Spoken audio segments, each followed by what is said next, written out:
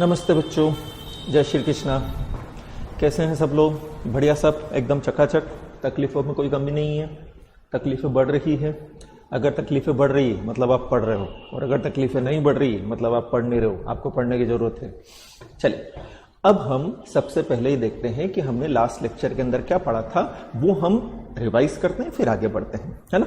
तो हमने last lecture में स्टार्ट किया था सेक्शन 41। लास्ट लेक्चर में स्टार्ट किया था हमने section 41, arrest of person by police officer without warrant. हमने सिचुएशंस देखी थी कि इन सिचुएशन के अंदर an offender can be arrested by police officer without warrant. ठीक है, मेरे साथ रिवाइज करेंगे, याद होगा। तो पहले हमने बोला था अगर किसी ऑफेंडर ने क्या किया है, बोले कॉग्निजेबल ऑफेंस किया है। फिर दूसरा क्या था कि अगर किसी पर्सन के पोजीशन में से क्या मिलते हैं, हाउस ब्रेकिंग इंप्लीमेंट, जिसका उसके पास कोई लीगल एक्सक्यूज नहीं है। ठीक है। फिर तीसरा हमने देखा था अगर एक पर्सन ऑफेंडर डिक्लेयर किया गया है, प्रोक्लेम्ड मतलब क्या पढ़ा था हमने, पब्लिक अनाउंसमेंट। तो अगर एक पर्सन को प्रोक्लेम किया गया है as an offender and such person can be arrested by police officer. फिर हमने देखा था अगर किसी पर्सन के पोजीशन में से, बोलता जाना बेटा मेरे साथ, जितना अच्छे से बोलते जाओगे उतने अच्छे से याद होगा। अगर किसी पर्सन के पोजीशन में से स्टोलन प्रॉपर्टी पाई जाती है और पुलिस ऑफिसर को डाउट है, क्या डाउट है कि प्रॉपर्टी चुराई भी इसी ने है। ठीक है। फिर हमने बोला था if a person obstructs police officer performing his lawful duty, police officer को रोक रहा है उसकी लॉफुल ड्यूटीज कंप्लाई करने से। फिर हमने देखा था कि अगर एक पर्सन रीजनेबल सस्पेक्ट है या उसे डेजर्टर डिक्लेयर किया गया आर्मी के द्वारा, है ना।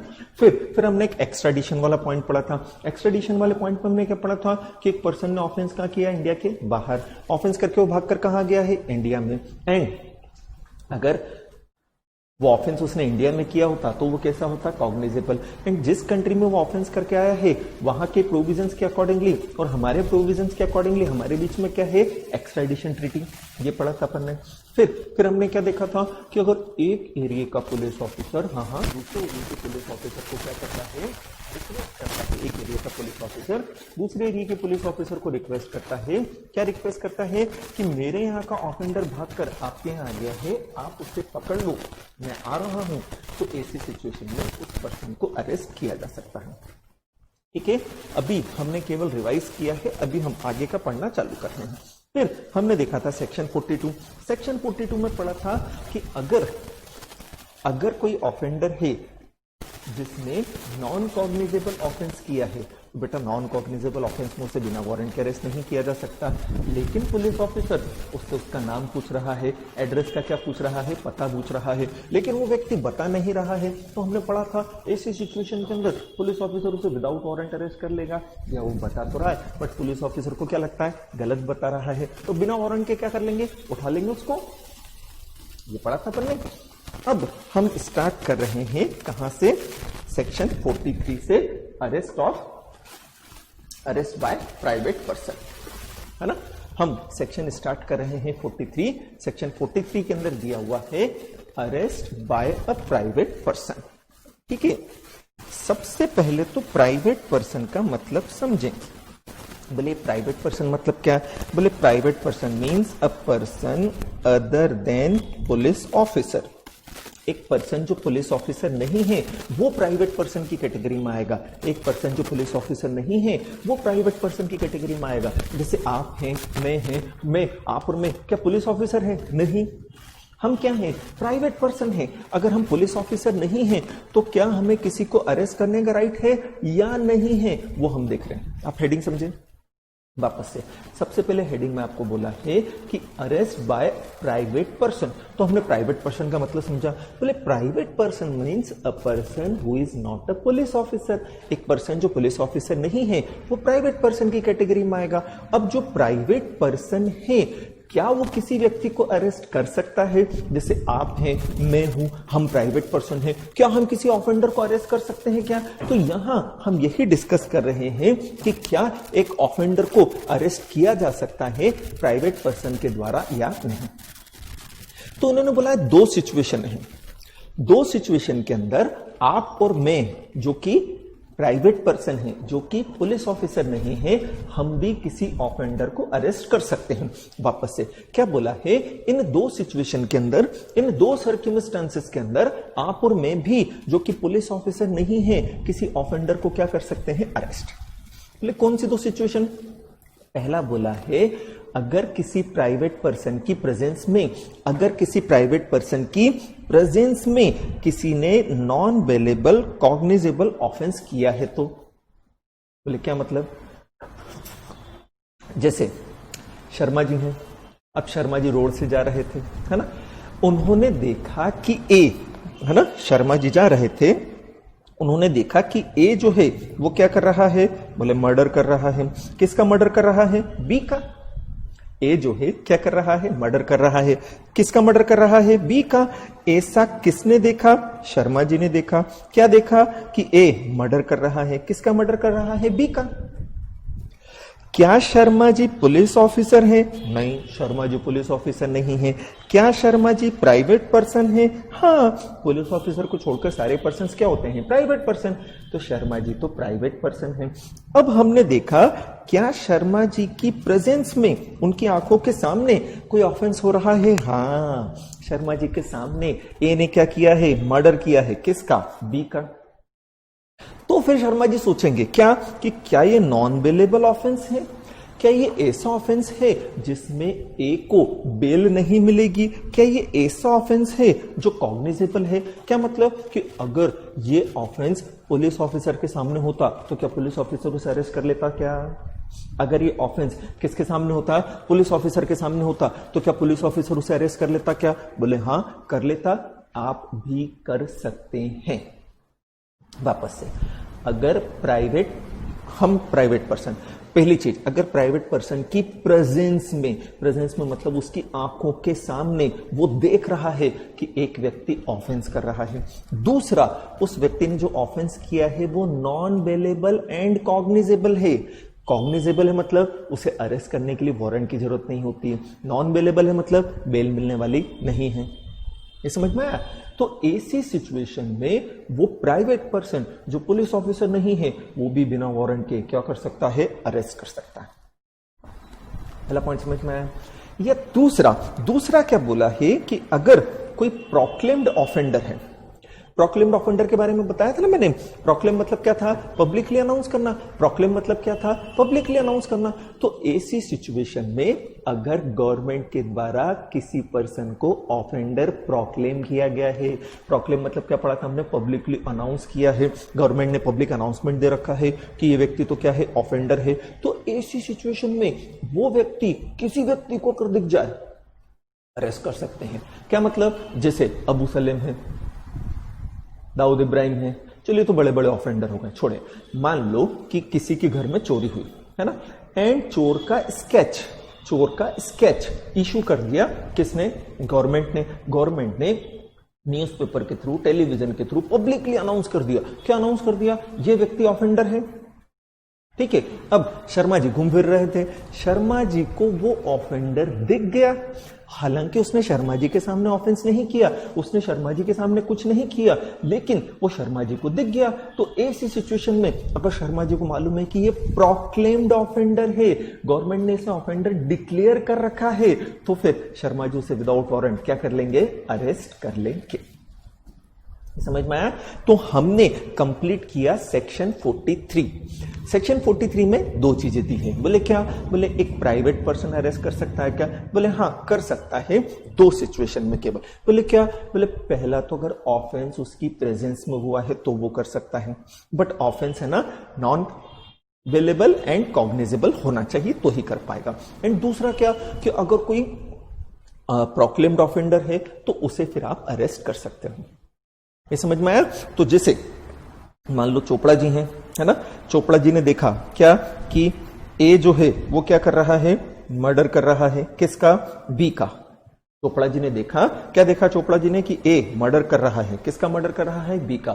तो क्या चोपड़ा जी ए को अरेस्ट कर सकते हैं? तो चोपड़ा जी सबसे पहले सोचेंगे, देखेंगे, क्या सोचेंगे? Non bailable cognizable. अब इसके साथ ये सोचना है पहले कि ए ज्यादा तगड़ा है या चोपड़ा जी सोचे मैं ज्यादा तगड़ा हूं। नहीं समझे? मालूम पड़ा चोपड़ा जी होशियारी दिखाने के लिए को पकड़ने गए और अच्छा हट्टा कट्टा पहलवान था, सब कुछ था, तो मालूम पड़ा एक के अगेंस्ट 2 मर्डर का आरोप चल रहा है। उसने चोपड़ा जी को भी निपटा दिया ज्यादा होशियारी के चक्कर में। आप समझे मेरी बात? तो ऐसा नहीं है, हमें राइट तो है बट थोड़ा सा दिमाग से काम करना है, थोड़ा सोच समझ के काम करना है। अगर लग रहा है कि हम उसे पकड़ने लायक हालत में नहीं है तो उसके पास ना जाए। मालूम पड़ा हम सनी देओल बनने के चक्कर में उसको पकड़ने गए और उसने हमें भी निपटा दिया। समझ में आया? शांति से काम ले, बट हाँ आपको राइट तो है। क्या राइट है? कि आप भी अरेस्ट कर सकते हो, है ना? फिर क्या दिया? नेक्स्ट दिया है अरेस्ट बाय मजिस्ट्रेट। अब यहां 3 तरह के पर्सन्स की बात हो गई। सबसे पहले हमने किसकी बात करी? Police officer. बोले क्या पुलिस ऑफिसर के पास अरेस्ट करने का राइट होता है? तो बोले होता है। अगर कॉग्निजेबल केस है तो वो बिना वारंट के अरेस्ट कर सकता है, नॉन कॉग्निजेबल केस है तो उसे क्या लगेगा? वारंट लगेगा। फिर हमने प्राइवेट पर्सन का पढ़ा। बोले प्राइवेट पर्सन अरेस्ट कर सकता है? कि बोले हाँ कर सकता है, बट कितनी सिचुएशन है? बोले 2 सिचुएशन, उन 2 सिचुएशन में कर सकता है। तीसरा अब ये बोल रहे हैं क्या मजिस्ट्रेट के पास पावर होता है किसी व्यक्ति को अरेस्ट करने का? आप समझे मेरी बात? तीसरा ये क्या बोल रहे हैं, क्या मजिस्ट्रेट के पास पावर होता है किसी पर्सन को अरेस्ट करने का? क्या मजिस्ट्रेट किसी पर्सन को अरेस्ट कर सकता है? मजिस्ट्रेट वारंट इशू करके पुलिस ऑफिसर को तो ऑथोराइज कर ही सकता है कि पुलिस ऑफिसर किसी पर्सन को अरेस्ट करे। आप समझे मेरी बात? मजिस्ट्रेट वारंट इशू करके तो किसी पुलिस ऑफिसर को ऑथोराइज कर ही सकता है कि वो ऑफेंडर को क्या करे? अरेस्ट। बट अगर मजिस्ट्रेट खुद अरेस्ट करना चाहता है, मजिस्ट्रेट खुद अरेस्ट करना चाहता है तो क्या वो कर सकता है? तो बोले सेक्शन 44 के अकॉर्डिंगली, सेक्शन 44 के अकॉर्डिंगली मजिस्ट्रेट के पास पावर होता है कि वो किसी पर्सन को, ऑफेंडर को क्या कर सकता है? अरेस्ट। बोले किन सिचुएशन में कर सकता है? तो बोला है अगर वही मजिस्ट्रेट की प्रेजेंस में या मजिस्ट्रेट की कस्टडी में, मजिस्ट्रेट की प्रेजेंस में या मजिस्ट्रेट की कस्टडी के अंदर अगर किसी व्यक्ति ने क्या किया है? ऑफेंस किया है, तो वो व्यक्ति can be arrested by the magistrate. 3 जगह है सेक्शन 41 पुलिस ऑफिसर के पावर दिए हैं। पुलिस ऑफिसर अरेस्ट कर सकता है कॉग्निजेबल ऑफेंसेस के केस में। सेक्शन 42 इसमें पुलिस ऑफिसर के पावर दिए हैं, वो अरेस्ट कर सकता है नॉन कॉग्निजेबल ऑफेंस के केस में अगर नाम और पता नहीं बताया है तो। तीसरा क्या?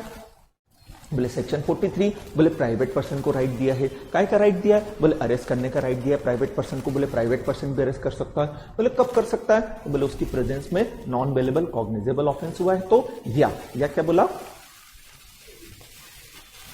प्रोक्लेम्ड ऑफेंडर था तो बोले क्या मजिस्ट्रेट अरेस्ट कर सकता है? बोले हाँ। बोले मजिस्ट्रेट की प्रेजेंस में, उसकी कस्टडी में, मजिस्ट्रेट की प्रेजेंस में, उसकी कस्टडी में अगर किसी व्यक्ति ने कोई ऑफेंस किया है तो मजिस्ट्रेट उसे अरेस्ट कर सकता है। आपको समझ में आया यहां तक? मेरे साथ बेटा रिवाइज करते जाना, नहीं समझ में आए पूछते जाना, बट रिवाइज जरूर करते जाना। हमारा मेन ध्यान पहली चीज समझने पर होना चाहिए एंड दूसरी चीज मेरे साथ रिवाइज करने पर होना चाहिए, है ना? लिखने के लिए मैंने आपको तरीका बता ही दिया कि आप क्या कर सकते हो कि जो मैंने एग्जाम्पल लिखा है या मैंने कोई चित्रकारी की है उसे आपको नोट करना है तो पॉज करके आप नोट कर सकते हो, बट मेन ध्यान आपका समझने पर होना चाहिए। समझने के साथ काय पर होना चाहिए? रिवाइज करने पर होना चाहिए। रिवाइज करने से आपको याद होगा। समझ में आया? अब ये बोल रहे हैं कि अरेस्ट किस तरह से किया जाए। अभी तो हमने सिचुएशन देखी, अभी तो हमने सर्कमस्टेंसेस देखी कि इन सर्कमस्टेंसेस के अंदर ऑफेंडर को क्या किया जा सकता है? अरेस्ट। उसमें भी हमने 3 जने पढ़े, प्राइवेट पर्सन का, पुलिस ऑफिसर का और मजिस्ट्रेट का। अब ये पर्सन चाहे प्राइवेट पर्सन हो, चाहे पुलिस ऑफिसर हो, चाहे मजिस्ट्रेट हो, अगर किसी को अरेस्ट करना चाहते हैं, ये पर्सन चाहे किसी को अरेस्ट करना चाहते हैं, चाहे वो पुलिस ऑफिसर हो, प्राइवेट पर्सन हो या मजिस्ट्रेट, अगर वो किसी को अरेस्ट करना चाहते हैं तो अरेस्ट करते समय उन्हें ये चीजें ध्यान रखना है। अरेस्ट करते समय उन्हें इन प्रोविजंस को ध्यान में रखते हुए ही किसी पर्सन को अरेस्ट करना है। तो हेडिंग दिया है अरेस्ट किस तरह से किया जाए, अरेस्ट हाउ मेड, कि किस तरह से एक पर्सन को क्या किया जाना चाहिए? अरेस्ट किया जाना चाहिए। आप समझे मेरी बात? चलो स्टार्ट करते हैं। तो सेक्शन 46 में मैनर बताया गया है, तरीका बताया गया है। क्या तरीका बताया गया है? जिसमें किसी पर्सन को क्या किया जा सकता है? अरेस्ट किया जा सकता है ना। ये जनरल चीजें हैं, एग्जाम में नहीं आएगी बट आपको मालूम होना चाहिए, ठीक है। हाँ, अब सबसे पहले बोला है चाहे पुलिस ऑफिसर हो या और कोई पर्सन हो जो कि अरेस्ट कर रहा है, तो और कोई पर्सन में कौन आ गया? तो बोले प्राइवेट पर्सन आ गया, मजिस्ट्रेट आ गया। तो वो ऑफेंडर को टच कर सकते हैं, उसे कन्फाइन कर सकते हैं। कन्फाइन मतलब कैद करके रख सकते हैं, उसको बॉडीली कन्फाइन कर सकते हैं। मतलब अच्छा, अरेस्ट करने का बेटा ऑब्जेक्ट होता है उसके फिजिकल मूवमेंट को रिस्ट्रिक्ट करना। अरेस्ट करने का ऑब्जेक्ट होता है उसके फिजिकल मूवमेंट को रिस्ट्रिक्ट करना। बोले क्या मतलब? बोले एक पर्सन का फिजिकल मूवमेंट का राइट होता है। कॉन्स्टिट्यूशन ऑफ इंडिया में हमने पढ़ा है move freely through out the territory of India, हम कहीं पर भी आना जाना कर सकते हैं। लेकिन अगर एक पर्सन ने ऑफेंस किया है एंड उसे अरेस्ट किया जा रहा है, तो अरेस्ट करने का हमारा पर्पस ही होता है उसके फिजिकल मूवमेंट के राइट को रेस्ट्रिक्ट कर देना। बोले क्या मतलब? बोले वो अपनी इच्छा से कहीं भी आना जाना नहीं कर सके। अरेस्ट करने का मतलब यह नहीं होता है कि उसको सर से पांव तक जंजीरों से जकड़ दिया जाए। अरेस्ट करने का मतलब यह नहीं होता है कि डंडे से उसकी बहुत सुताई की जाए। अरेस्ट करने का मतलब यह नहीं होता है कि उसे उल्टा टांग दिया जाए। नहीं, अरेस्ट करने का एक ही पर्पस होता है, उसको अपनी कस्टडी में ले लेना, उसको अपने पोजीशन में ले लेना। वो आपके कब्जे में है, वो आपकी परमिशन के बिना आना जाना मूवमेंट नहीं कर सकता है। अब इसके लिए हो सकता है आपने उसे कमरे में बंद कर दिया हो, कमरे में आपने बांधा नहीं है, बंद कर रखा है, वो अरेस्टेड है। हो सकता है रस्सी से बांध दिया हो, वो अरेस्टेड है। हो सकता है आप उसे पकड़ कर खड़े हो, वो अरेस्टेड है। तो अरेस्ट करने का पर्पस समझें पहले। अरेस्ट करने का पर्पस होता है कि उस व्यक्ति के फिजिकल मूवमेंट के राइट को रिस्ट्रिक्ट करना। एंड अरेस्ट करते समय पुलिस ऑफिसर या जो दूसरा पर्सन अरेस्ट कर रहा है उसे मिनिमम फोर्स यूज करना है, कम से कम बल प्रयोग करना है। ऐसा नहीं कि जबरदस्ती उसे उठाकर मारना पीटना चालू कर दिया, ऐसा नहीं जबरदस्ती उठाकर लट बरसाना चालू कर दिया। नहीं, ऐसा नहीं है बेटा। तो पहला पॉइंट यही बोलता है आप उसे टच कर सकते हैं, आप उसे कन्फाइन कर सकते हैं, बॉडीली कन्फाइनमेंट कर सकते हैं, ठीक है। एंड इसके लिए जो नेसेसरी मींस की जरूरत हो वो आप कर सकते हैं। एंड अगर फोर्स यूज करना है, सिचुएशन डिमांड करती है फोर्स यूज करने की, तो फोर्स भी यूज कर सकते हैं। जैसे पुलिस ऑफिसर किसी को पकड़ने गया, उसने पुलिस ऑफिसर को मारना पीटना चालू कर दिया, तो पुलिस ऑफिसर चुप थोड़ी बैठेगा, वो भी लगाएगा एक कान। जैसे वो भाग रहा है, पुलिस ऑफिसर बोल रहा है रुक जा, नहीं रुका, पुलिस ऑफिसर ने उसके पांव में डंडा खींचकर मार दिया जिससे कि वो गिर गया। तो थोड़ा बहुत फोर्स यूज किया जा सकता है। आप समझे मेरी बात? तो यहां पर यही दिया गया है। क्या दिया गया है? कि जो पुलिस ऑफिसर है या जो भी पर्सन अरेस्ट कर रहा है वो अरेस्ट करने के लिए ऑफेंडर को टच कर सकता है, वो अरेस्ट करने के लिए ऑफेंडर को कन्फाइन कर सकता है, अपनी कैद में ले सकता है। एंड इसके लिए जो नेसेसरी मीन्स लगते हो, जो जरूरी साधन लगते हो, वो आप यूज कर सकते हो। एंड फोर्स भी यूज कर सकते हो, बट मिनिमम फोर्स यूज होना चाहिए बेटा, है ना। हमें बहुत ज्यादा फोर्स यूज नहीं करना है। पहला पॉइंट समझ में आया आपको। अब दूसरे पॉइंट में आपको ये बोला है कि ऐसा नहीं कि अरेस्ट करने के चक्कर में मुंह से मार ही डालें। बोले क्या मतलब? बोले एक चोर चोरी करके भाग रहा था, है ना, पुलिस ऑफिसर उसके पीछे भाग रहा था। अब पुलिस ऑफिसर ने बोला रुक जा, नालायक रुक नहीं रहा था, पुलिस ऑफिसर से भागा नहीं जा रहा था, तो ऐसा नहीं रिवॉल्वर निकाली और ढस के आओ, खेल खत्म। नहीं, आप उसे गोली मारोगे वो मर सकता है। तो क्या पुलिस ऑफिसर किसी को अरेस्ट करने के लिए शूट नहीं कर सकता? कर तो सकता है। क्या पुलिस ऑफिसर किसी को अरेस्ट करने के लिए शूट नहीं कर सकता? कर तो सकता है, बट शूट बेटा तभी करना है जब सामने वाले का ऑफेंस ऐसा हो। शूट उसे तभी करना है जब सामने वाले का ऑफेंस ऐसा हो कि उसे डेथ सेंटेंस दिया जा सकता था, उसे लाइफ इंप्रिजनमेंट दिया जा सकता था। अगर उसे डेथ सेंटेंस दिया जा सकता था या लाइफ इंप्रिजनमेंट दिया जा सकता था तो आप शूट कर सकते हो। जैसे कसाब, अब कसाब लोगों को मार रहा है तो क्या हम उसे गोली नहीं मारेंगे? अब अगर हमने उसे गोली मारी और वो मर गया, चलेगा। क्यों चलेगा? क्योंकि वो जो ऑफेंस कर रहा था, उस ऑफेंस के कारण वैसे भी उसे डेथ सेंटेंस मिलती या लाइफ इंप्रिजनमेंट मिलता। तो ये जो पॉइंट है, ये पॉइंट यही कहता है कि अरेस्ट करते समय राइट टू कॉज डेथ नहीं है। अरेस्ट करते समय आप इस तरह से अरेस्ट नहीं करोगे कि भाई की डेथ ही हो जाए, नहीं। बट हां, अगर उसने ऑफेंस ऐसा किया था कि उसे डेथ सेंटेंस मिल सकता था या लाइफ इंप्रिजनमेंट मिल सकता था, तो फिर अगर उसकी डेथ भी हो गई है और आप जस्टिफाइड कर सको तो चलेगा। अब चोर है, चोरी करके भाग रहा है, आपने सीधे बंदूक उठाई और ढिचकियां करके निपटा दिया उसको, नहीं। क्या चोर को डेथ सेंटेंस मिलता? नहीं। क्या चोर को लाइफ इंप्रिजनमेंट मिलता? नहीं। तो आप उसे दे भी नहीं सकते हो इनडायरेक्टली, ठीक है।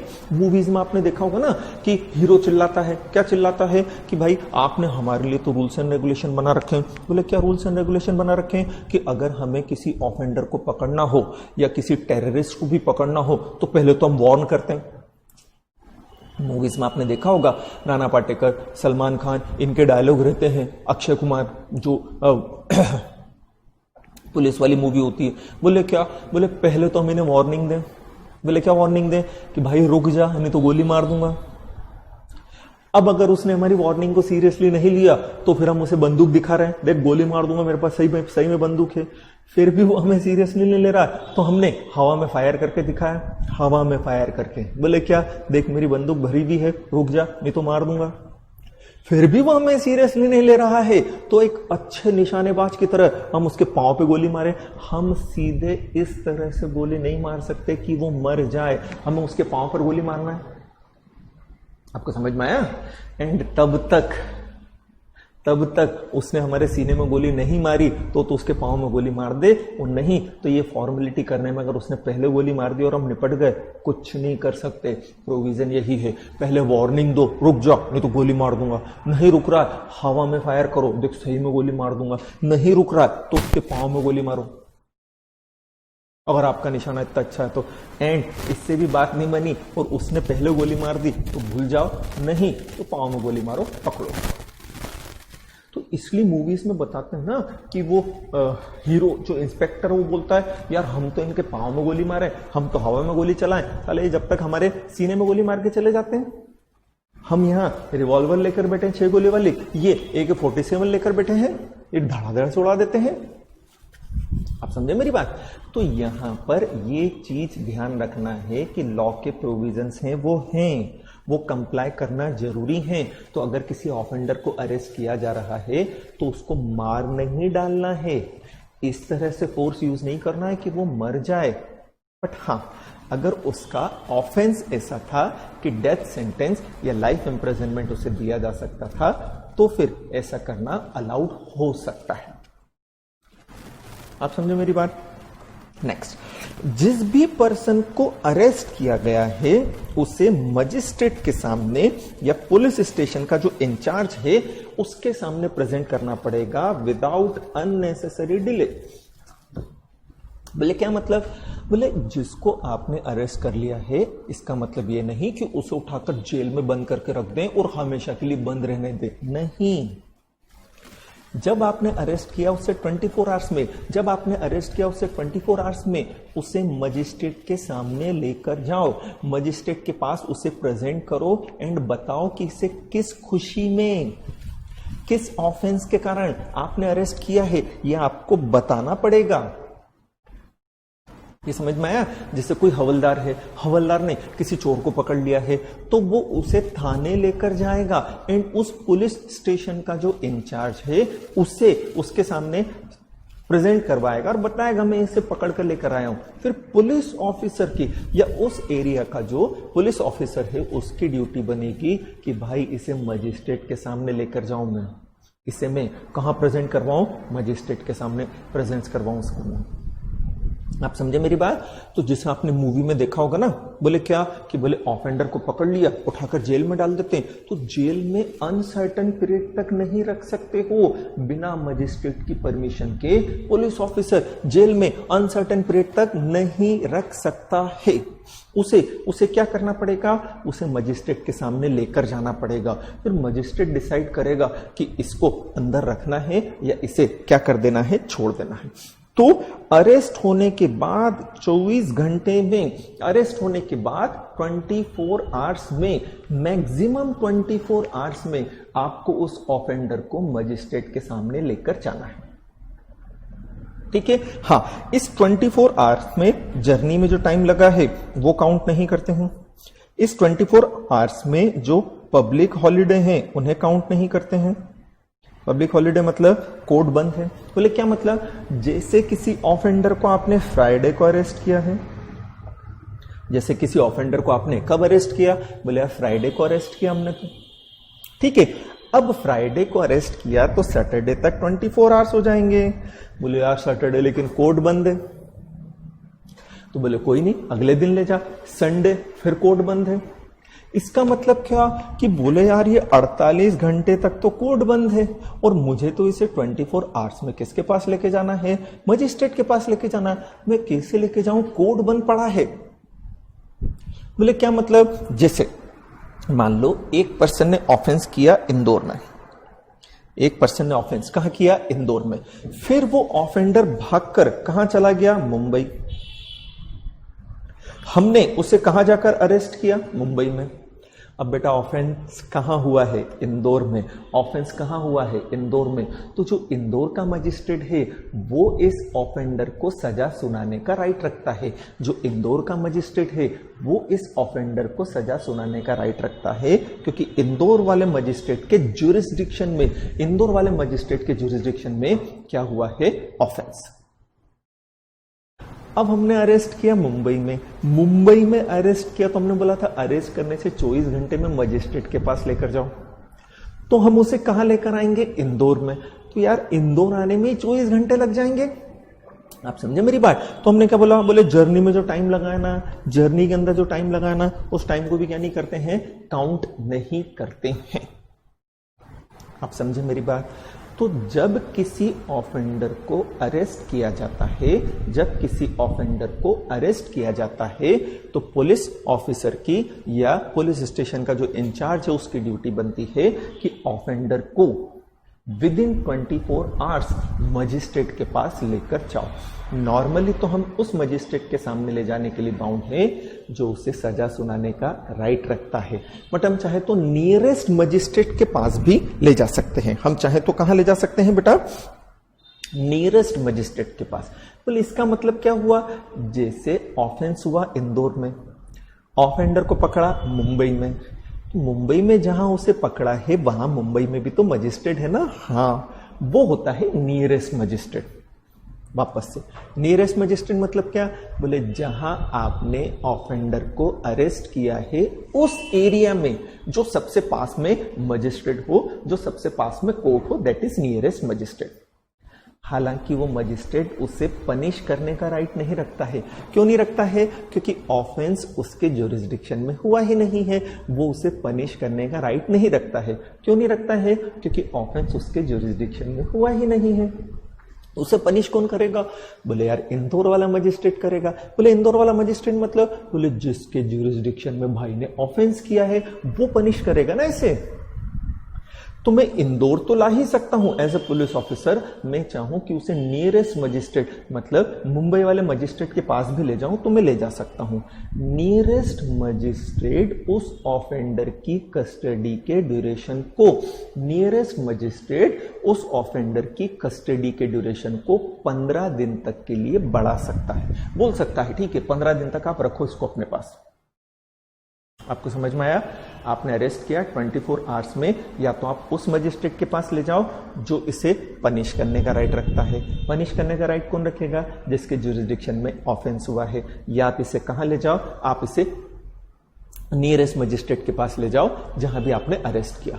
नियरेस्ट मजिस्ट्रेट उसकी कस्टडी को मैक्सिमम 15 दिन तक के लिए बढ़ा सकता है।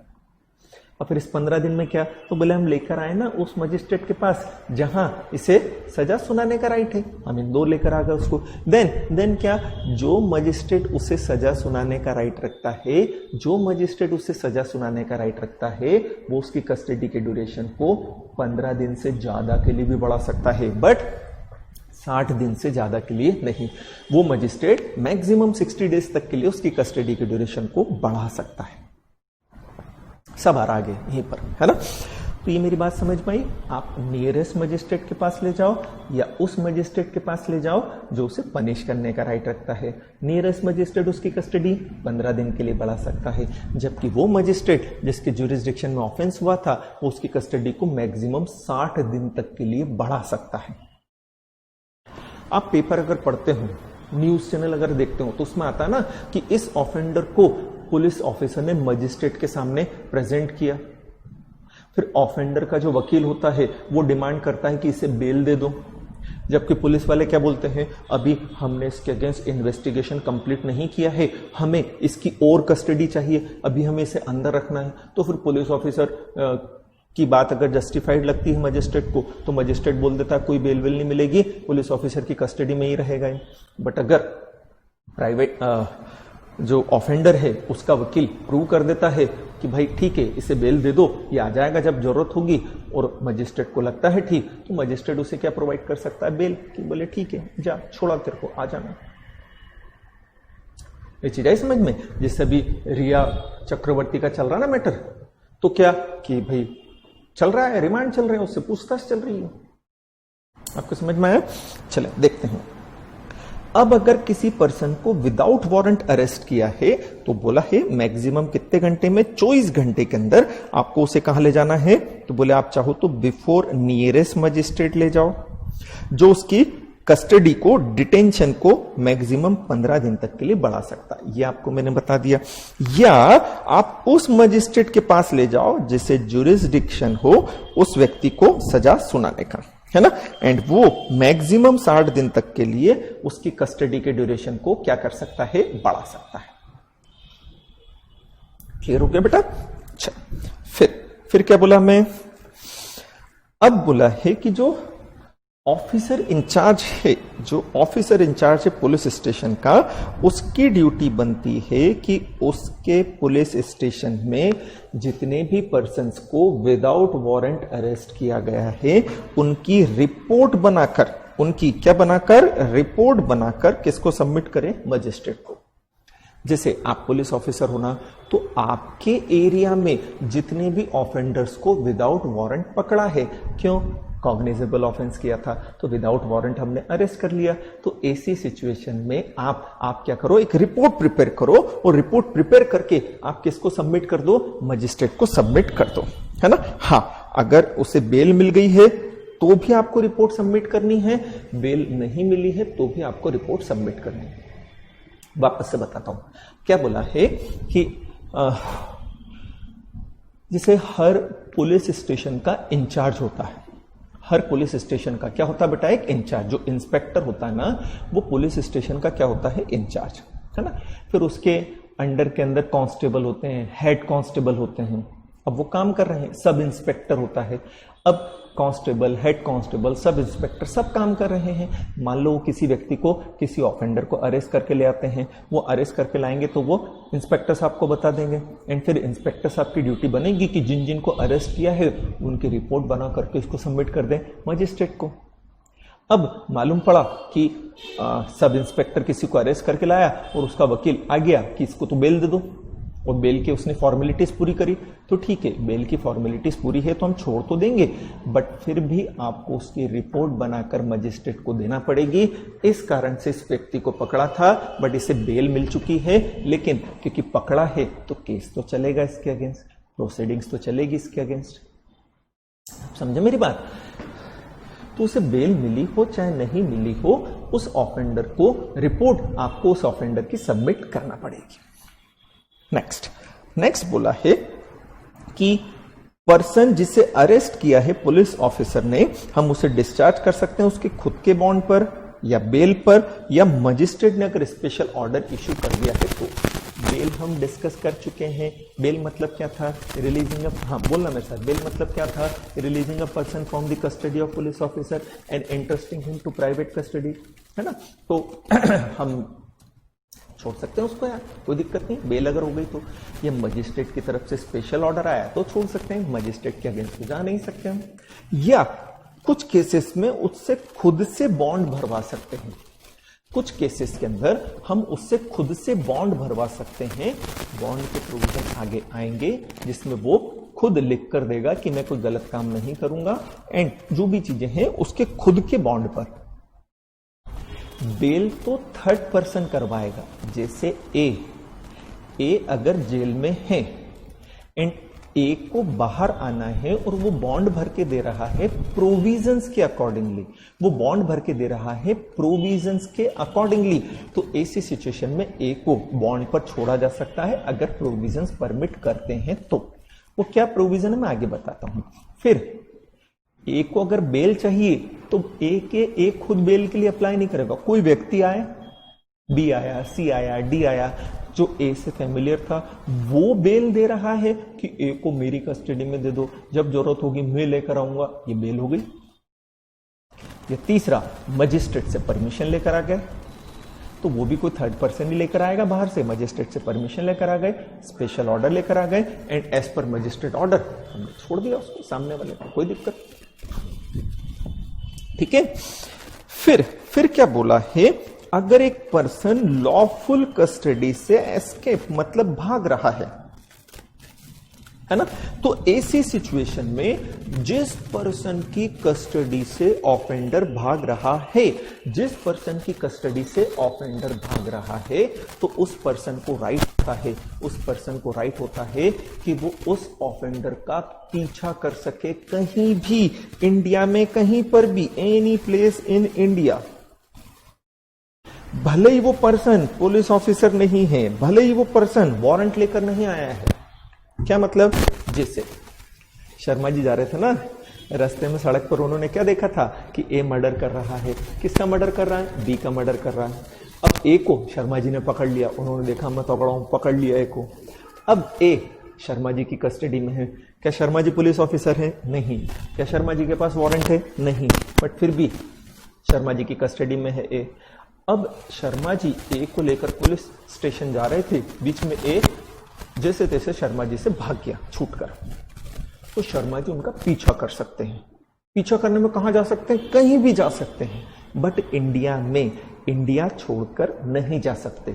ऐसा नहीं कि भागते भागते अगर बॉर्डर तक चला गया और वो बॉर्डर पास करने की कोशिश कर रहा है तो हम भी बॉर्डर पार करने की कोशिश करें, नहीं। इधर उधर से कहीं से गोली आ गई, निपट जाओगे। हाँ, इंडिया में कहीं भी आप उसके पीछे जा सकते हो। तो यहां वर्ड कौन सा यूज हुआ है? इफ अ पर्सन, है ना। तो ऐसी सिचुएशन के अंदर आप क्या कर सकते हो? उसे बिल्कुल उसका पीछा करके पकड़ सकते हो, भले ही आप पुलिस ऑफिसर हो या नहीं, भले आपके पास वारंट है या नहीं। ठीक है, एक बार हम रिपीट करते हैं यहां तक, फिर आगे बढ़ते हैं। तो हमने पढ़ा कि अरेस्ट किस तरह से किया जाए। तो सबसे पहले हमने बोला अरेस्ट करने में हम उसे टच कर सकते हैं, हम उसे मेरे साथ रिवाइज करते जाना बेटा। अरेस्ट करने में हम उसे क्या कर सकते हैं? टच कर सकते हैं। आप स्क्रीन पर देखकर जो कीवर्ड मैंने अंडरलाइन कर रखे हैं उन्हें देखकर रिकॉल करके याद कर सकते हो, रिवाइज कर सकते हो, है ना। तो हम उसे टच कर सकते हैं, उसे कन्फाइन कर सकते हैं। इसके लिए क्या करेंगे? नेसेसरी मीन्स यूज कर सकते हैं और नेसेसरी फोर्स यूज कर सकते हैं। फिर आप स्क्रीन पर देखकर जो कीवर्ड मैंने अंडरलाइन करे हैं उन्हें देखकर रिकॉल करो, रिकॉल करके मेरे साथ रिवाइज करो। समझ में आया ना। फिर हमने क्या बोला कि अगर डेथ कर सकते हैं क्या उसकी? बोले नहीं, डेथ तो नहीं कर सकते हैं, बट किस केसेस में कर सकते हैं? बट उसे डेथ सेंटेंस दिया जा सकता हो या लाइफ इम्प्रिजनमेंट दिया जा सकता हो। Very good. फिर हमने क्या बोला कि बिना डिले के हम उसे कहां ले जाएंगे? नियरेस्ट मजिस्ट्रेट के पास। नियरेस्ट मजिस्ट्रेट उसकी कस्टडी की ड्यूरेशन को 15 दिन तक बढ़ा सकता है, बट जैसे ज्यूरिस्डिक्शन था वो 60 दिन तक के लिए बढ़ा सकता है ना। फिर हमने क्या देखा था? ये सब 24 घंटे के अंदर कर लेना अपने को, है ना। फिर जो पुलिस स्टेशन का इंचार्ज है उसकी ड्यूटी बनती है, वो क्या बनाएगा? रिपोर्ट बनाएगा। किसकी रिपोर्ट बनाएगा? जिन जिन ऑफेंडर को अरेस्ट किया है सबकी रिपोर्ट बनाकर मजिस्ट्रेट के सामने रखेगा, भले उन ऑफेंडर को बेल मिल चुकी हो चाहे नहीं मिली हो, है ना। और अगर आपकी लॉफुल कस्टडी से कोई भी व्यक्ति भाग रहा है, हम उसका पीछा कर सकते हैं, हम उसे पकड़ सकते हैं। अब हम पढ़ रहे हैं समन एंड वारंट, है ना बच्चों। हमने summon case and warrant case पढ़ा था, इसके पहले हमने summon case and warrant case पढ़ा था। एक पिछला थोड़ा सा रिकॉल करते हैं, फिर समन और वारंट पढ़ना चालू करते हैं। हमने पढ़ा था कि जैसे ही कोई ऑफेंस होता है तो सबसे पहले क्या फाइल की जाती है, कंप्लेंट फाइल की जाती है। किसके पास, मजिस्ट्रेट के पास कंप्लेंट फाइल होती है ना। फिर मजिस्ट्रेट क्या स्टार्ट करता है, तो बोले इंक्वायरी स्टार्ट करता है। फिर मजिस्ट्रेट क्या स्टार्ट करता है, इंक्वायरी। इंक्वायरी में मैंने आपको क्या बताया था, वो केस का नेचर फाइंड आउट करता है। इंक्वायरी में वो केस का नेचर फाइंड आउट करता है। केस का नेचर फाइंड आउट करने में एक चीज क्या देखता है कि भाई समन केस है या वारंट केस है। बोले कौन सा केस है, समन केस है कि वारंट केस है। क्योंकि अगर समन केस है तो provisions and procedure summon case की फॉलो करना पड़ेगी, वारंट केस है तो प्रोसीजर वारंट केस की फॉलो करना पड़ेगी। हमने समन केस और वारंट केस का मतलब देखा था। वारंट केस हमने पढ़ा था कि ऐसा केस, ऐसा ऑफेंस जिसमें ऑफेंडर को डेथ सेंटेंस मिल सकता है, लाइफ इंप्रिजनमेंट मिल सकता है, या इंप्रिजनमेंट 2 साल से ज्यादा का मिलेगा, तो वो वारंट केस था। और हमने देखा था कि जिसमें डेथ सेंटेंस नहीं होगा, लाइफ इंप्रिजनमेंट नहीं होगा, 2 साल से ज्यादा की सजा नहीं होगी, वो क्या था, समन केस था। वो summon case and warrant case था। वो क्या था बेटा, समन केस, है ना, वो summon case and warrant case था। अब हम समन केस नहीं पढ़ रहे हैं, हम पढ़ रहे हैं समन क्या होता है, वारंट क्या होता है। आप समझे मेरी बात। हमने इसके पहले summon case and warrant case के बारे में पढ़ा था। हमने इसके पहले summon case and warrant case के बारे में पढ़ा था। अब हम देख रहे हैं समन क्या होता है, अब हम देख रहे हैं वारंट क्या होता है। समन है तो क्या प्रोविजन एंड क्या प्रोसीजर कंप्लाई करना पड़ेगी, वारंट है तो क्या प्रोविजन एंड क्या प्रोसीजर कंप्लाई करना पड़ेगी। आपको समझ में आया। तो होता यही है, सबसे पहले क्या फाइल होती है, कंप्लेंट। किसके पास, मजिस्ट्रेट के पास। मजिस्ट्रेट क्या स्टार्ट करता है, इंक्वायरी। हमने बोला था ना, इंक्वायरी एंड ट्रायल कौन करता है, मजिस्ट्रेट। तो मजिस्ट्रेट क्या स्टार्ट कर देता है, इंक्वायरी। इंक्वायरी में वो क्या फाइंड आउट करता है, केस का नेचर फाइंड आउट करता है। उसमें वो ये देखता है कि समन केस है कि वारंट केस है। 2 ही केस होंगे, या तो समन केस होगा या वारंट केस। समन केस है तो यार समन केस की प्रोसीजर फॉलो करूं, वारंट केस है तो वारंट केस की प्रोसीजर फॉलो करूं। आपको समझ में आई मेरी बात। अब अगर उसने इंक्वायरी करी और इंक्वायरी करने के बाद उसे लगता है कि केस कौन सा है, समन केस है ना, तो ऐसी सिचुएशन के अंदर उसे क्या क्या करना है, क्या चीजें कंप्लाई करनी है, वो हम देख रहे हैं। बोले बेसिकली समन क्या होता है, बोले समन ऑर्डर होता है जो किसके द्वारा इश्यू किया जाता है, कोर्ट के द्वारा। समन बेसिकली क्या होता है, ऑर्डर होता है जो किसके द्वारा इश्यू किया जाता है, कोर्ट के द्वारा इश्यू किया जाता है 2 पर्पस से। मैं समन केस नहीं बता रहा हूं, मैं ये बता रहा हूं समन क्या होता है। मैं वारंट केस नहीं बता रहा हूं, मैं ये बता रहा हूं वारंट क्या होता है। तो बोले समन क्या होता है, तो बोले someone is an order issued by the court. ये कोर्ट के द्वारा इश्यू किया गया एक ऑर्डर होता है। तो समन तो क्या हो गया, बोले ऑर्डर हो गया जो कौन इश्यू करता है, कोर्ट। अब बोले किस पर्पस से वो ऑर्डर इश्यू किया जा रहा है, बोले 2 पर्पस होते हैं। कौन कौन से 2 पर्पस होते हैं, तो बोले समन फॉर अपीयरेंस होता है and summon for producing a document और थिंग इन द कोर्ट होता है। समन 2 पर्पस से इश्यू किए जाते हैं। एक होता है समन फॉर अपीयरेंस, एक होता है समन टू प्रोड्यूस, है ना। समन 2 पर्पस से इश्यू किए जाते हैं। क्या, जैसे हम वापस से एक सिचुएशन बना कर लेते हैं कि शर्मा जी हैं, है ना। शर्मा जी ने केस फाइल कर दिया। केस मतलब वही कंप्लेंट कर दी, किसके अगेंस्ट की, वर्मा जी के अगेंस्ट, है ना। अब शर्मा जी किसके पास गए, मजिस्ट्रेट के पास गए, है ना। अब वर्मा जी के अगेंस्ट कंप्लेंट आई है मजिस्ट्रेट के पास, तो क्या वर्मा जी को सपना आएगा कि मेरे अगेंस्ट शर्मा जी ने कंप्लेंट की है। आप समझे मेरी बात। शर्मा जी ने कंप्लेंट फाइल कर दी, किसके अगेंस्ट, वर्मा जी के अगेंस्ट। कहां पर, मजिस्ट्रेट के पास। तो वर्मा जी को सपना आएगा क्या, कि सपना आएगी। सपना आता है कि आती है, नहीं समझे। सपना आता है कि सपना आती है। तो बेटा सपना आता भी नहीं है, सपना आती भी नहीं है, सपना दिखाना पड़ता है। बोले क्या मतलब? बोले वर्मा जी को सपना थोड़ी आएगा कि आज मेरे अगेंस्ट वर्मा जी ने केस फाइल किया है। वर्मा जी को सपना थोड़ी आएगा कि आज मेरे अगेंस्ट भल्ला जी ने केस फाइल किया है। उन्हें सपना दिखाएगा। कौन दिखाएगा? कोर्ट दिखाएगा, मजिस्ट्रेट दिखाएगा। उन्हें सपना कौन दिखाएगा? मजिस्ट्रेट दिखाएगा, कोर्ट दिखाएगा। क्या इशू करके? समन या वारंट इशू करके। मजिस्ट्रेट क्या इशू करेगा? या तो समन इशू करेगा या क्या इशू करेगा? वारंट। बोले कब समन इशू करेगा? बोले समन केस है तो समन इशू कर देगा ना। कब वारंट इशू करेगा? बोले वारंट केस है तो वारंट इशू कर देगा ना। समन केस, वारंट केस क्या होते हैं हम पढ़ चुके हैं। ठीक है, अब मालूम पड़ा कि भाई ठीक है ये समन केस है ना। मालूम पड़ा ये कौन सा केस है? समन केस है। इसमें वर्मा जी को 6 महीने तक की सजा हो सकती, मतलब ये समन केस है। अब वर्मा जी को आपको इंटीमेट करना पड़ेगा।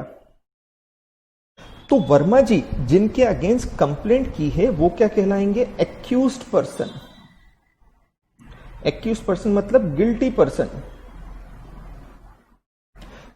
ठीक है, जैसे शर्मा जी ने बोल दिया कि वर्मा जी ने तो मेरी पिटाई की, मेरे साथ हाथापाई की है, क्राइम किया है उन्होंने, है ना। वर्मा जी को उस ऑफेंस की 6 महीने तक की सजा हो सकती है। तो फिर शर्मा जी के कहने पर मजिस्ट्रेट किसको बुलाएगा? वर्मा जी को बुलाएगा। बोले आजा कोर्ट के अंदर। कोर्ट ने देख लिया ये केस कैसा है? बोले समन केस है, तो हम समन वाले प्रोविजंस फॉलो करेंगे। समन क्या होता है? तो बोले ऑर्डर होता है, तो मजिस्ट्रेट ऑर्डर इशू करेगा। किसको? वर्मा जी को। क्या इशू करके? समन इशू करके। वो समन इशू करके वर्मा जी को क्या इशू करेगा? ऑर्डर। क्या ऑर्डर इशू करेगा? बोले इस डेट पर, इस डे पर, इस टाइम पर, इस प्लेस पर, इस अथॉरिटी के सामने अपीयर हो जाओ। अपीयर हो मतलब प्रेजेंट हो। आपको इस डेट पर, इस डे पर, इस टाइम पर, इस प्लेस पर, इस अथॉरिटी के सामने आना है। क्यों आना है? शर्मा जी ने आपके अगेंस्ट ये आरोप लगाए हैं। कंप्लेंट पढ़ी थी ना। कंप्लेंट मतलब क्या पढ़ा था हमने? एलिगेशंस होता है। कंप्लेंट याद आया? कंप्लेंट मतलब क्या पढ़ा था? एलिगेशन। तो वर्मा जी को समन भेजा जाएगा। समन भेज के वर्मा जी को क्या बोलेंगे कि आपके अगेंस्ट शर्मा जी ने ये आरोप लगाए हैं, इनका जवाब देने के लिए इस डेट पर, इस टाइम पर, इस प्लेस पर, इस अथॉरिटी के सामने आ जाओ। तो यहां कोर्ट ने ऑर्डर इशू करके शर्मा जी को बोला आप कोर्ट में प्रेजेंट हो, कोर्ट में अपीयर हो। तो ये समन क्या कहलाता है? समन फॉर अपीयरेंस। तो समन फॉर अपीयरेंस मतलब जिसमें किसी पर्सन को मजिस्ट्रेट ऑर्डर देता है कि इस डेट पर, इस टाइम पर, इस प्लेस पर, इस अथॉरिटी के सामने तेरे को आना है। समन फॉर अपीयरेंस मतलब जिसमें किसी पर्सन को अपीयर होने के लिए, किसी पर्सन को प्रेजेंट होने के लिए मजिस्ट्रेट ऑर्डर इशू करता है। हम बुला रहे हैं तेरे को, आ। अब वो पर्सन एक्यूज पर्सन हो सकता है। वो पर्सन क्या हो सकता है? एक्यूज पर्सन हो सकता है, मतलब दोषी व्यक्ति हो सकता है, या वो पर्सन विटनेस भी हो सकता है, कोई गवाह भी हो सकता है। जैसे शर्मा जी की पिटाई की थी वर्मा जी ने, किसने देखा? चोपड़ा जी ने। तो चोपड़ा जी को एज अ विटनेस कोर्ट में बुलाने के पर्पज से, चोपड़ा जी को एज अ गवाह कोर्ट में बुलाने के पर्पज से हम क्या इशू कर देंगे? चोपड़ा जी के अगेंस्ट समन इशू कर देंगे। बोलेंगे आजा भाई कोर्ट के अंदर आजा। तो समन कोर्ट का ऑर्डर होता है जो 2 पर्पज से इशू किया जाता है। समन फॉर अपीयरेंस पहला होता है। अपीयरेंस मतलब किसी भी पर्सन को, that person may be accused person और विटनेस, उनकी प्रेजेंस को, उनके अपीयरेंस को कंपेल करने के लिए, बाउंड करने के लिए मजिस्ट्रेट उन्हें ऑर्डर देता है इस डेट पर, इस टाइम पर, इस प्लेस पर आ जाओ। ठीक है। या दूसरा समन इशू किया जाता है समन टू प्रोड्यूस। बोले क्या मतलब? बोले हमें वर्मा जी कोर्ट में नहीं चाहिए। वर्मा जी के पास जो डॉक्यूमेंट्स है, वर्मा जी के पास जो थिंग्स हैं, वर्मा जी के पास जो आर्टिकल हैं, वर्मा जी के पास जो बुक्स हैं, वो हमारे केस में एविडेंस के रूप में चाहिए। वो हमारे केस में एविडेंस के रूप में चाहिए।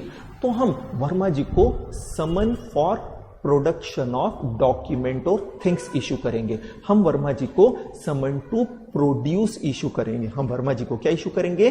समन टू प्रोड्यूस। बोले समन टू प्रोड्यूस मतलब क्या? प्रोड्यूस मतलब लेकर आना। बोले भाई तेरा आना जरूरी नहीं है। हम क्या चाहते हैं, तेरे जो बुक्स ऑफ अकाउंट्स है, तेरे पास जो डॉक्यूमेंट्स है, तेरे पास ये जो एग्रीमेंट है, तेरे पास ये जो आर्टिकल है, थिंग्स है, वो हमारे केस में एविडेंस के रूप में जरूरी है। तो ये चीजें लेकर तू कहां आ जा, बोले कोर्ट के अंदर आ जा। तो समन कोर्ट का ऑर्डर हुआ जो दो पर्पज से इशू किया जाता है। पहला summon for appearance. Summon for appearance मतलब किसी पर्सन को, चाहे वो एक्यूज पर्सन हो चाहे वो विटनेस हो, कहां बुलाना है, कोर्ट में बुलाना है। तो कोर्ट में बुलाने के लिए हम उसे क्या इशू कर देते हैं, समन फॉर अपीयरेंस। दूसरा summon to produce. What to produce, बोले डॉक्यूमेंट्स, थिंग्स जो भी आपके पोजीशन में है वो आप लेकर आइए। ठीक है, अब वो एक्यूज पर्सन के पास हो सकता है, विटनेस के पास हो सकता है। आपको समझ में आया। अब पहला दिया है समन फॉर अपीयरेंस। तो जो भी समन फॉर अपीयरेंस इशू किया जाता है उसके रिलेशनशिप में डिटेल प्रोविजन क्या है।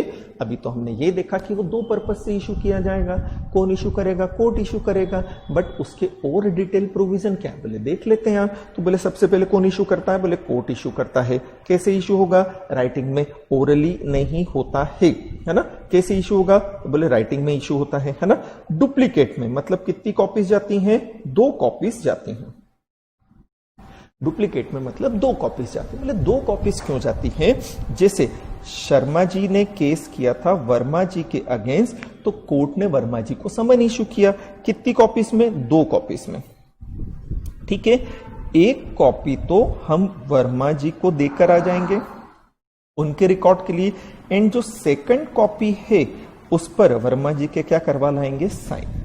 काहे के लिए, ताकि हमारे पास प्रूफ होना चाहिए। काहे का प्रूफ होना चाहिए कि वर्मा जी को समन सर्व किया गया है, वर्मा जी को समन दे दिया गया है। आप समझे मेरी बात। समन 2 कॉपीज में इसलिए इशू होता है, 1 कॉपी तो हम उसे देकर आ जाएंगे ताकि वो पढ़े उसमें क्या लिखा है, कितनी बजे आना है, क्या है, सब मालूम पड़े। एंड उसकी जो सेकंड कॉपी होती है उस पर वर्मा जी के साइन करवा लाएंगे। क्यों करवा लाएंगे, कल से वर्मा जी ने मना कर दिया कि मुझे तो समन मिला ही नहीं था, तो फिर क्या उखाड़ लोगे आप। तो बोले ठीक है ना, हमने क्या किया, हमने उनके साइन करवा लिए, अब हमारे पास प्रूफ है, अब हमारे पास एविडेंस है कि उन्हें समन दिया गया था। आप समझे मेरी बात। तो समन हमेशा कोर्ट इशू करता है, राइटिंग में, ओरली नहीं होता है। डुप्लीकेट मतलब 2 कॉपीज में।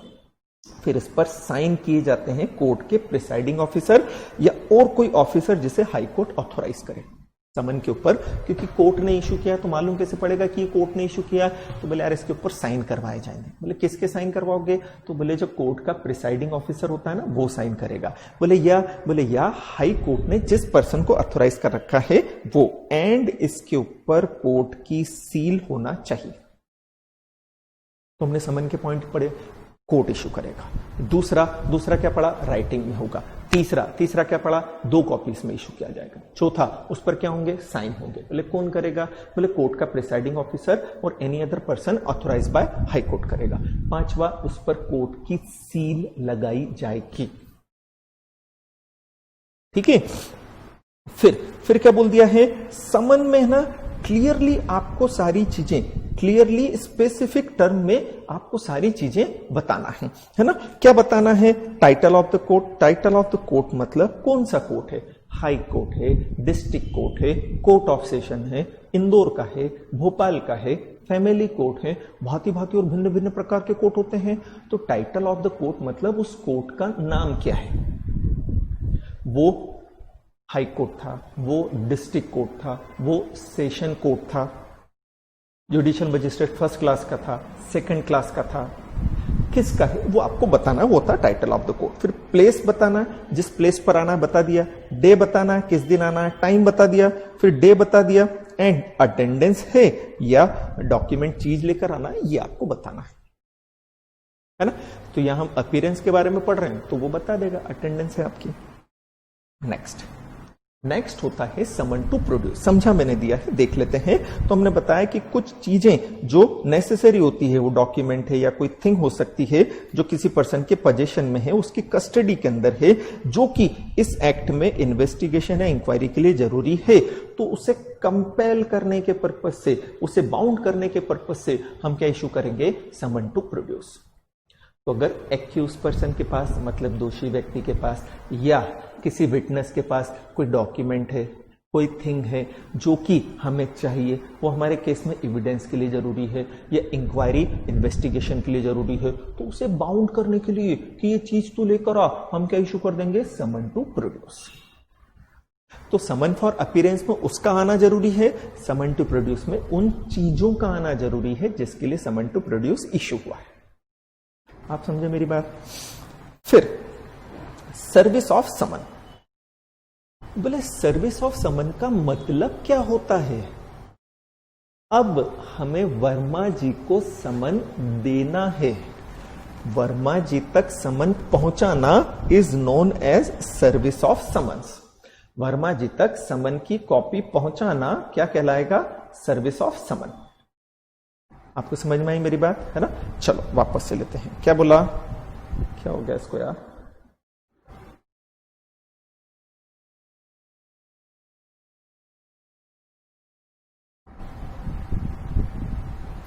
है ना।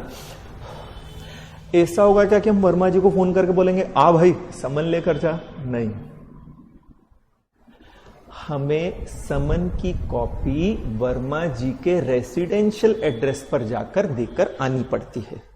मतलब कोर्ट के द्वारा एक ऑथोराइज पर्सन, जो पुलिस ऑफिसर या जो भी ऑथोराइज पर्सन है, वो कोर्ट की तरफ से जाएगा, किसके पास जाएगा, एक्यूज पर्सन या विटनेस जिसको आप समन इशू कर रहे हो, किसके पास जाएगा, एक्यूज पर्सन या विटनेस जिसको आप समन इशू कर रहे हो उसके पास जाएगा एंड समन की कॉपी उसे देकर आएगा और दूसरी कॉपी पर उसकी क्या करवा लाएगा, साइन।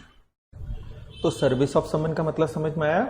सर्विस ऑफ समन मतलब एक्यूज पर्सन को या विटनेस को उनके ऑर्डिनरी रेसिडेंशियल एड्रेस पर जाकर समन की एक कॉपी देना और दूसरे पर उनके क्या करवा लेना, साइन, ताकि हमारे पास प्रूफ रहे कि हमने भाई को बुलाया था। अब भाई अगर नहीं आता है तो हम कोर्ट में बोल सकते हैं तो आपके बोलने के बावजूद नहीं आया, ठीक है। अब समन सर्व कौन करेगा, तो बोले समन लेकर जाता है पुलिस ऑफिसर। समन सर्व कौन करेगा, बोले समन कौन लेकर जाता है, बोले पुलिस ऑफिसर लेकर जाता है, या और कोई पर्सन जिसे कोर्ट ने ऑथराइज किया हो, या कोई भी पब्लिक सर्वेंट, ठीक है।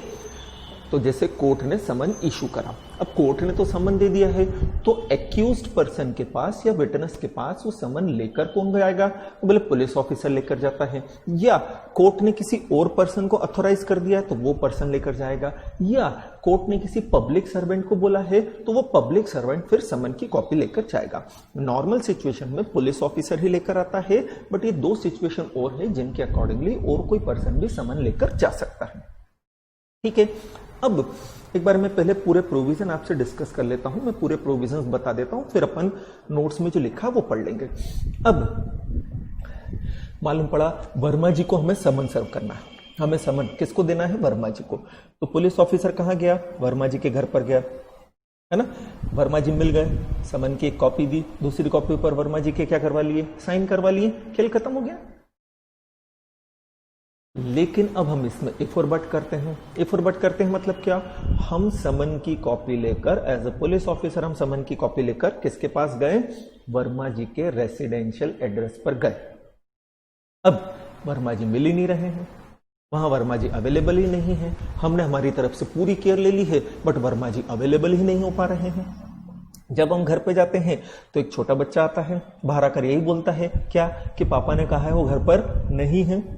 हम गए थे वर्मा जी के पास बट वर्मा जी मिलते नहीं, कभी भी नहीं मिल रहे। केवल एक छोटा बच्चा आ जाता है जो क्या कहता है कि पापा ने कहा वो घर पर नहीं है। तो क्या हम उस छोटे बच्चे को समन की कॉपी देकर आ जाएंगे, पापा को दे देना, नहीं। तो जिस पर्सन को समन सर्व कर रहे हैं वो पर्सन अगर अवेलेबल नहीं है तो उसकी फैमिली का जो भी एडल्ट मेल मेंबर है जो उसके साथ रहता हो, उसकी फैमिली का जो भी एडल्ट मेल मेंबर है जो उसके साथ रहता हो, उसे समन की एक कॉपी दे दो और दूसरे पर उसके क्या करवा लाओ, साइन, ठीक है। ऐसा क्यों, बोले यार हम बार बार वर्मा जी को लेने के लिए आ रहे हैं बट वर्मा जी मिल नहीं रहे हैं। तो ये जब वर्मा जी के साथ रहता है, बड़ा है, समझदार है, ये दे देगा वर्मा जी। रात को तो आएंगे ना घर, अब रात को तो पुलिस ऑफिसर आ नहीं सकता, वो तो ऑफिशियल ड्यूटी पे रहता है। बोले ठीक है दे दो, ठीक है। तीसरा, पहला तो ये वर्मा जी को खुद को दे दो, वो नहीं मिले, उनकी फैमिली का मेल एडल्ट मेंबर है उनको दे दो। आजकल तो फीमेल को भी दे देते हैं, आजकल तो फीमेल मेंबर्स को भी दे देते हैं, है ना। तीसरा क्या, तो बोले ना तो वर्मा जी मिल रहे हैं, ना उनकी फैमिली का कोई मेल एडल्ट मेंबर मिल रहा है। हर बार कौन मिलता है, वो छोटा बच्चा जो कि क्या बोलता है, पापा ने बुलाओ घर पर नहीं है।